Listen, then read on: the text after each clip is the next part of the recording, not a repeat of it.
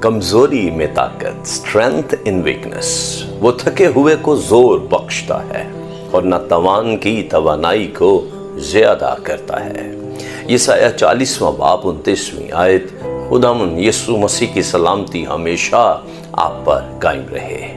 کسی زمانہ میں دنیا کے سب سے مضبوط آدمی کے طور پر جانے جانے والے امریکی ویٹ لفٹر پال اینڈرسن نے 1956 کے آسٹریلیا میں ہونے والے اولمپکس میں عالمی ریکارڈ قائم کیا، جبکہ اس وقت ان کے کان کے اندرونی حصے میں شدید انفیکشن اور 103 ڈگری بخار تھا۔